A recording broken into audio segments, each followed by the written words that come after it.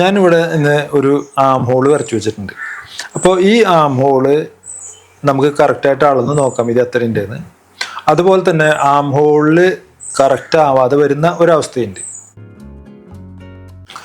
നമ്മൾ അളവൊക്കെ കറക്റ്റായി അളന്നെടുത്തിട്ട് സ്റ്റിച്ച് ചെയ്തിട്ടുണ്ടാവും. ഏറ്റവും കൂടുതൽ കംപ്ലൈൻറ്റ് വരുന്നൊരു കാര്യമാണ് കറക്റ്റായിട്ട് നമ്മൾ അളന്ന് ഇതൊക്കെ എടുത്ത് കഴിഞ്ഞ് സ്റ്റിച്ച് ചെയ്ത് കഴിയുമ്പോൾ ആം ഹോളിൻ്റെ സൈസ് കൂടിയിട്ടുണ്ടാവും. അപ്പോൾ ഈ സൈസ് കൂടുന്നത് ഒരു ചെറിയൊരു മിസ്റ്റേക്ക് ഒഴിവാക്കിയാൽ മതി, ഈ സൈസ് കൂടില്ല. അപ്പോൾ എന്താണ് ആ മിസ്റ്റേക്ക് എന്ന് നോക്കാം. ഏറ്റവും അത് നോക്കുക, എല്ലാവരും ആം ഹോള് അളന്ന് നോക്കുന്നത് ഈ രീതിയിലാണ്. ഇതുപോലെ ഈ ഒരു ലൈൻ, ഇതിപ്പോൾ ഞാൻ ഇത്രയും കൃത്യമായിട്ടാണ് അളക്കണത്. ഓരോ അര ഇഞ്ചിലും വെച്ചിട്ടാണ് ഞാൻ തിരിക്കുന്നത്. അതിൽ കൂടുതൽ ഒക്കെ വെച്ച് തിരിച്ച് അളവെടുക്കുന്നത് കാണാം നമുക്ക്. പക്ഷെ അതൊക്കെ ചെയ്ത് കഴിഞ്ഞാൽ ഒരു കാരണവശാലും ഇത് കറക്റ്റ് ആവില്ല. അപ്പോൾ ഇത് കണ്ടു, 9.5 ഇഞ്ചാണ് ഇപ്പോൾ ഇതിൽ വന്നിട്ടുള്ള സൈസ്. ഇനി നോക്കാം ഇത് എങ്ങനെ കറക്റ്റ് ചെയ്യാം. അപ്പോൾ ഈ 9.5 ഇഞ്ചാണ് നമുക്ക് ഈ ആം ഹോള് സ്റ്റിച്ച് ചെയ്ത് കഴിഞ്ഞാൽ വേണ്ടത് എങ്കിൽ ഈ ആം ഹോള് കട്ട് ചെയ്ത് കഴിഞ്ഞാൽ ഒരു കാരണവശാലും ആവില്ല. ഇത് ചുരുങ്ങിയത് 10 ഇഞ്ച് സൈസിലേക്ക് വരും. അതായത് 9.5 ആണെങ്കിൽ 9.5 19 ഇഞ്ചാണ്. 19 ഇഞ്ച് എന്നുള്ളതിന് പകരം ഇത് 20 ഇഞ്ചോളം വരും. അപ്പോൾ അത് എങ്ങനെയാണ് സംഭവിക്കുന്നത് നോക്കാം നമുക്ക്.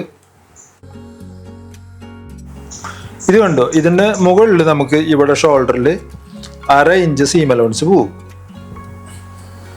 അതുപോലെ തന്നെ ഇവിടെ നമ്മളിത് 1/2 ഇഞ്ച് സീം അലവൻസിലാണ് ഇത് സ്റ്റിച്ച് ചെയ്യുന്നത്.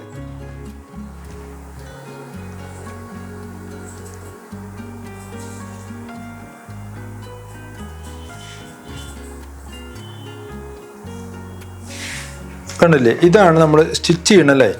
ഇനി നമ്മൾ ഈ സ്റ്റിച്ച് ചെയ്യുന്ന ഈ ലൈൻ ഒന്ന് അളന്ന് നോക്കുക. ഈ സ്റ്റിച്ച് ചെയ്യണ ലൈൻ അളന്ന് നോക്കുമ്പോൾ നമുക്ക് മനസ്സിലാവും എന്തുകൊണ്ടാണ് ഇങ്ങനെ സംഭവിക്കുന്നത് എന്നുള്ളത് നമുക്ക് മനസ്സിലാവും.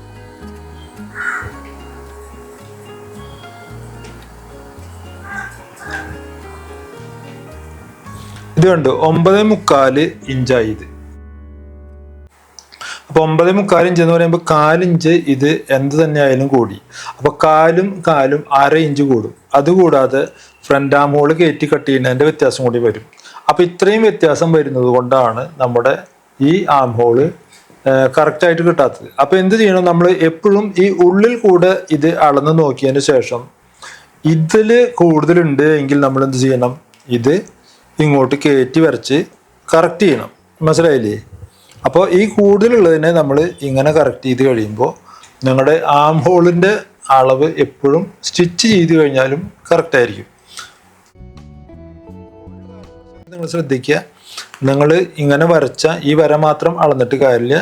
നമ്മൾ ഈ ഉള്ളിൽ കൂടെയുള്ള ഈ ലൈനാണ് നമ്മൾ അളന്ന് നോക്കേണ്ടത്. കാരണം ഇതിലാണ് നമ്മൾ സ്റ്റിച്ച് ചെയ്യുന്നത്. അപ്പോൾ സ്റ്റിച്ചിങ് ലൈൻ കറക്റ്റായിട്ട് അളന്ന് നിങ്ങൾ കറക്റ്റ് ചെയ്ത് കഴിഞ്ഞാൽ ആ ആം ഹോള് പക്ക പെർഫെക്റ്റ് ആയിട്ടിരിക്കും. അപ്പോൾ നിങ്ങൾ ഇത് ഒന്ന് ട്രൈ ചെയ്ത് നോക്കുക. അടുത്ത ഒരു അടിപൊളി വീഡിയോയുമായിട്ട് നമുക്ക് വീണ്ടും കാണാം. Thank you for watching.